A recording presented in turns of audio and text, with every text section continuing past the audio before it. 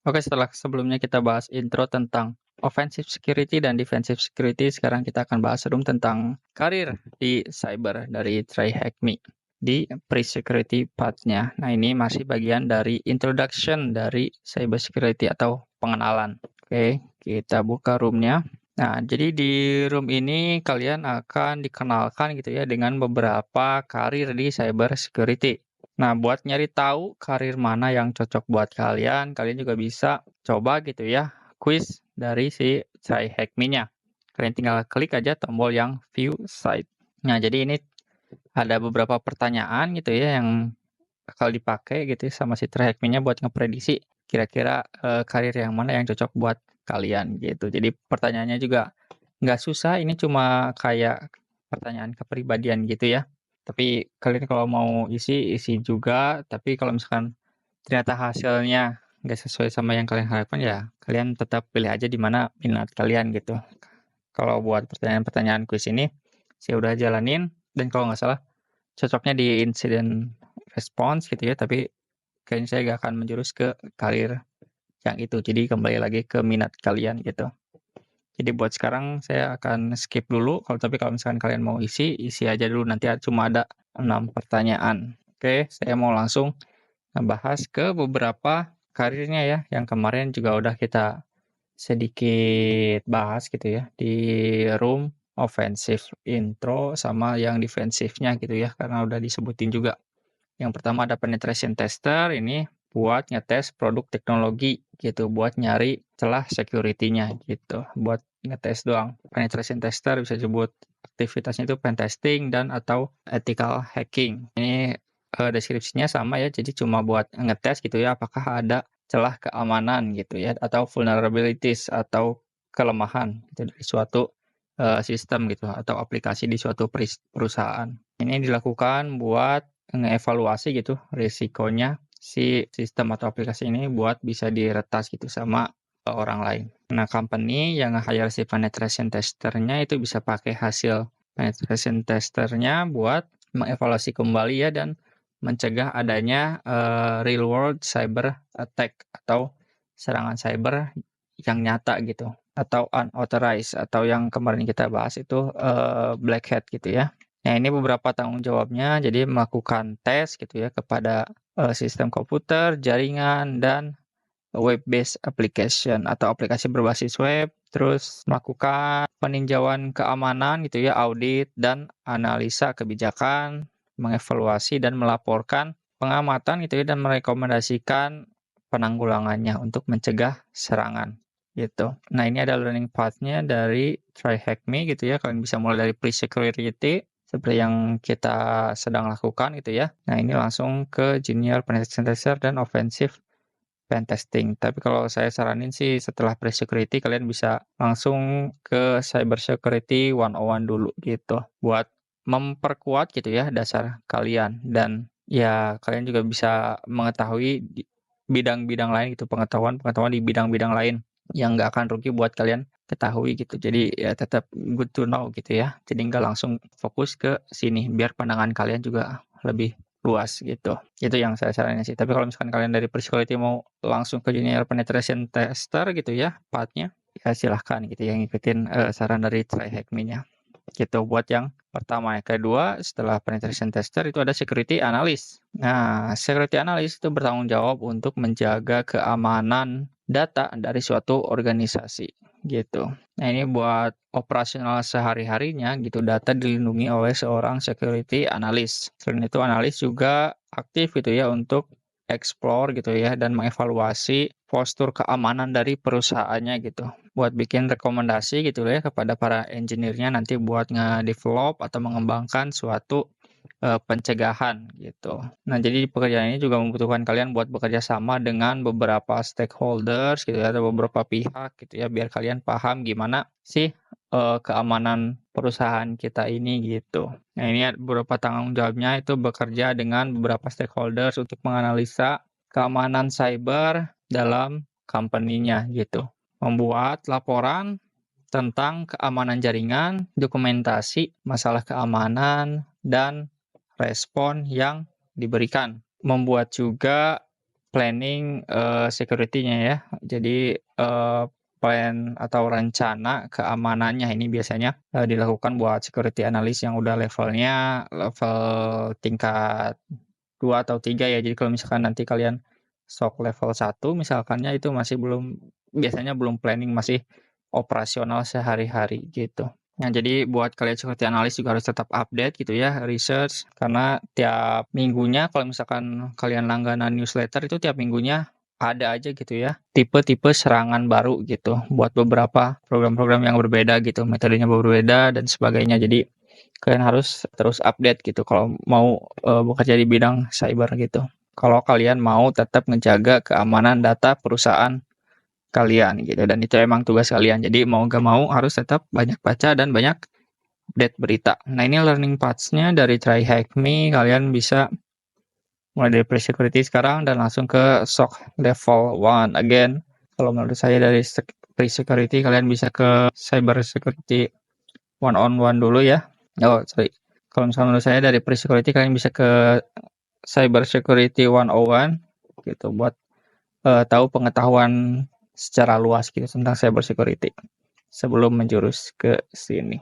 Oke, kalau misalkan ini, nah kayak gini misalnya, walaupun kita ke security analyst, tapi ini ada ke junior penetration tester, itu mungkin buat ngembangin gitu ya mindset kita, biar kita juga bisa mikir sebagai peretas gitu ya, atau hacker, kira-kira hacker nih kayak teknik dan taktiknya itu kayak gimana gitu. Jadi kita bisa mikir sejauh itu. Jadi kita bisa bikin mitigasinya sebelum mereka melakukan manuver-manuver untuk masuk ke sistem kita gitu. Nah, ini yang ketiga incident responder. Ini juga di hasil quiz tadi saya cetaknya ke sini ke incident responder gitu. Tapi minat saya bukan di sini sih, tapi di yang lain. Jadi kalian juga kalau misalkan hasil kuisnya tidak sesuai dengan minat kalian, ya gak usah terlalu didengerin juga, karena setelah ngelakuin cybersecurity 1-on-1 juga kayaknya ada kuis lagi, dan saya juga dapat hasilnya bukan ini gitu. Jadi beda-beda juga, tergantung tergantung waktu kalian ngejawabnya juga sih. Jadi nggak saklek misalkan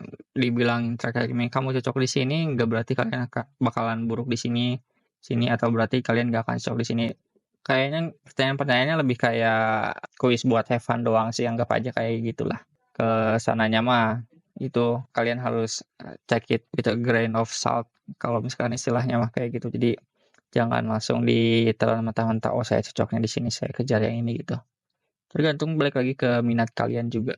Karena ya kalau misalkan kalian ada ketidakmampuan, ya pasti ada jalan buat mempelajari hal-hal baru gitu. Jadi nggak usah terlalu diseriusin hasilnya. Oke, buat incident responder itu kita mendeteksi ya, nanti mengenali dan menangani serangan gitu ya, saat serangannya sedang terjadi gitu. Biasanya kalau misalkan di real life-nya mungkin SOC level 1 itu nanti bakalan mengeskalasi gitu ya ke atasnya, nanti ada izin buat memitigasi. Kalau misalkan serangan-serangan kecil, ada izin untuk dimitigasi langsung buat security analyst gitu. Tapi kalau misalkan serangan yang mungkin levelnya lebih complicated gitu ya, nanti dan lebih serius, ini bisa ditangani sama si tim incident responder. Jadi kalau misalkan di perusahaan tuh ada CSIRT, jadi ada Cyber Security Incident Responder Team gitu. Jadi ada tim khusus buat ngerespon serangan-serangan cyber gitu yang serius, karena ini dampak dari serangan cybernya bisa besar, dari mulai nama baik gitu ya yang tercoreng, juga ada denda hukum, terus pokoknya bad for business gitu ya. Nah, jadi incident responders merespon gitu ya secara tepat dan efisien pada pelanggaran security. Tanggung jawabnya termasuk membuat perencanaan juga, kebijakan, dan protokol untuk organisasi terapkan saat dan setelah kejadian. Responsibilities-nya atau tanggung jawabnya itu mengembangkan dan menggunakan rencana respon kejadian gitu ya, yang actionable, yang bisa diterapkan gitu ya, dan menyeluruh. Terus menjaga praktek keamanan yang kuat dan mendukung penerapan respon kejadian yang efektif. Terus setelah kejadian juga melakukan reporting atau laporan dan melakukan persiapan untuk serangan serupa di masa depan gitu. Jadi kalian juga harus bisa belajar dan adaptasi gitu untuk menghadapi serangan di masa depan. Ini learning path-nya. kurang lebih sama gitu ya seperti sebelumnya. Selanjutnya red teamer. Red teamer itu bentar ya, kita coba baca dulu.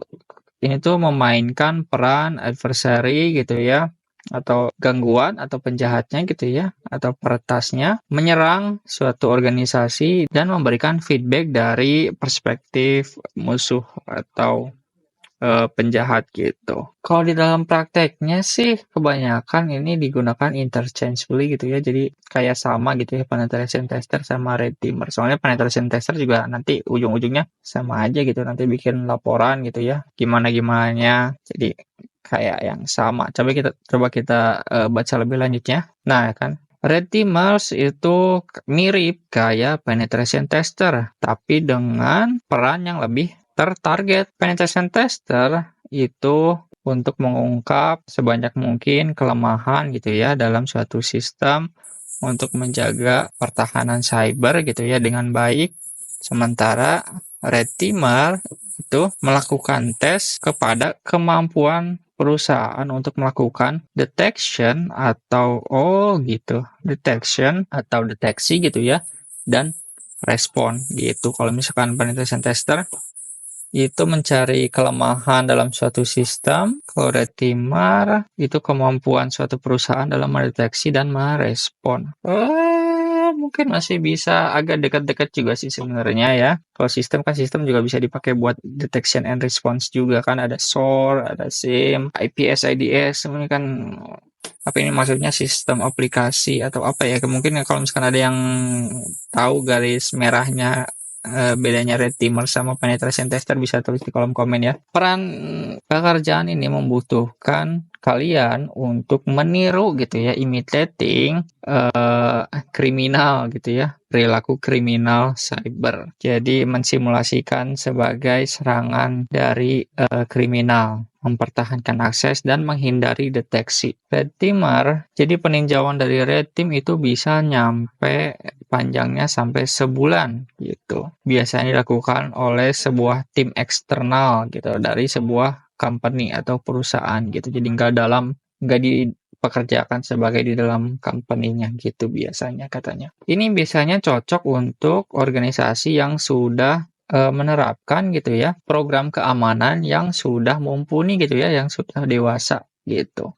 Jadi kalau program security-nya dirasa udah bagus nih, kayaknya udah bagus, nah baru bisa dilakukan kayak gini. Coba kita tinjau pakai red teamer. Nah ini tanggung jawabnya emulate itu apa ya bahasa Indonesia? Nggak tahu juga. Mungkin simulasi gitu ya. Jadi ini untuk mensimulasikan gitu ya peran penyerang gitu ya atau peretas untuk mengungkapkan kelemahan yang bisa dieksploit gitu ya, dimanfaatkan untuk menjaga akses dan menghindari deteksi. Nah, ini untuk meninjau juga keamanan suatu organisasi gitu ya, dan juga prosedurnya dalam merespon gitu ya suatu breach atau peretasan, dan mengevaluasi dan melaporkan tinjauannya ya dengan data-data yang actionable atau bisa diterapkan gitu ya untuk suatu company untuk menghindari masalah gitu di dunia nyatanya gitu. Nah, ini buat learning path-nya. Oh, ini langsung ke red teaming ya. Mungkin kalian bisa ke pre-security dan cyber security 101 dulu, gak apa-apa sih kayak gitu. Nah, terakhir kita ke security engineer. Nah, ini tuh apa sih? Ini tuh orang yang ngedesain gitu ya, yang memantau dan menjaga penanganan security gitu ya, jaringan dan sistem untuk membantu mencegah serangan cyber gitu. Jadi ini yang membangunnya dan mendesainnya tuh si security engineer ini. Security engineer mengembangkan dan mengimplementasikan solusi security gitu, solusi keamanan menggunakan data gitu ya, data ancaman dan data kelemahan gitu yang ada gitu ya, dia jadikan referensi. Seringnya sih sumbernya itu dari orang-orang yang juga bekerja di bidang security.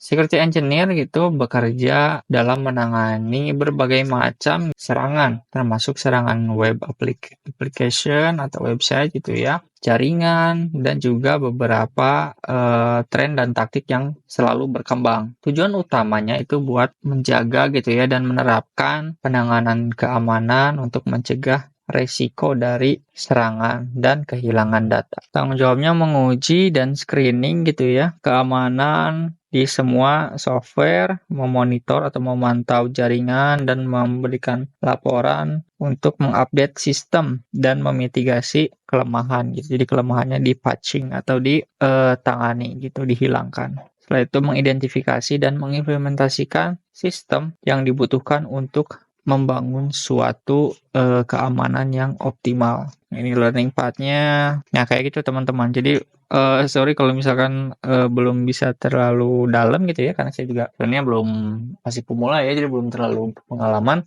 Tapi ini sepemahamannya saya aja dan seadanya di sini aja pembahasannya gitu ya. Kalau misalkan buat kalian belajar tentang CompTIA Security Plus gitu ya, sertifikasinya itu ada beberapa domain dari security yang lebih luas gitu ya, ada 8 domain kalau nggak salah. Itu lebih luas dari sekedar 5 ini gitu ya. Jadi kalian bisa, dan sekarang juga kan tentunya bakalan lebih berkembang lagi karir di cyber security. Ada juga sekarang ada GRC gitu ya, ada governance, risk, apa ya, and compliance gitu ya, kan nggak ada di sini. Tapi itu lagi naik-naiknya gitu. Terus ada cloud security, ada buat apalagi buat nge-audit tuh. Ya ada berbagai macam lah. Jadi nggak terbatas ke 5 karir ini. Kalian bisa explore lagi di luaran sana gitu. Tapi kalian mungkin buat di Try Hack Me-nya kalian bisa pakai kelima ini gitu buat mempertajam minat kalian gitu, karena kalian bisa pakai part yang disarankan oleh si Try Hack Me-nya gitu. Tapi di luar sana tentu masih banyak opsi buat kalian gitu. Jadi gak usah khawatir kalau misalkan kalian gak nemuin bidang yang kalian pengen coba di-explore lagi aja. Dan belum lagi di development aplikasi juga itu ada bagian cyber security-nya di situ. Dibahas juga di CompTIA Security Plus kalau kalian ikutan, dan sini nggak dibahas. Ada juga di situ bagian development aplikasi maupun web maupun mobile gitu. Ada bagian cyber security-nya kayak gitu. Jadi masih lebih luas lagi ya. Dan kalau misalkan kalian lihat di YouTube atau mungkin di LinkedIn, coba di search lagi, itu pasti lebih luas lagi gitu perannya. Jadi nggak terbatas sama 5 ini. Ini mungkin yang umumnya gitu ya, yang umumnya. Tapi ya kalau misalkan bidang IT kan perubahannya bakalan cepat gitu ya. Nah begitu teman-teman. Jadi ini gak ada jawaban yang benar atau salah. Ini cuma sekali lagi pengenalan gitu ya dari si Try Hack Me-nya tentang cyber security gitu kan. Tadi kita ada di room. Nah kita kan tadi ada di room yang ini. Kita masih ada di pengenalan gitu. Jadi masih kita belum mendalami ilmu-ilmunya gitu. Jadi kalau misalkan kalian udah pengenalan ini, udah nonton video tentang offensive security, defensive security, dan karir di cyber security, mau kalian pendalaman lagi pemahaman kalian tentang karir cyber security di internet gitu ya, di YouTube, di video-video yang lain. Kalau kalian ngerasa ini emang minat kalian bisa lanjut gitu belajar sama saya bareng-bareng. Selanjutnya di video selanjutnya berarti nanti kita bakal masuk ke dasar dari jaringan gitu teman-teman. Oke, kalau kalian misalkan ada yang mau koreksi dari apa yang aku omongin, kalian bisa tulis di komentar, kita terbuka aja. Itu juga bisa jadi ilmu baru dan masukan buat saya gitu ya. Dan kalau kalian mau request atau nanya-nanya, kalian bisa connect dengan saya di LinkedIn. Oke, thank you semuanya, dan kita akan ketemu lagi di video berikutnya di dasar jaringan.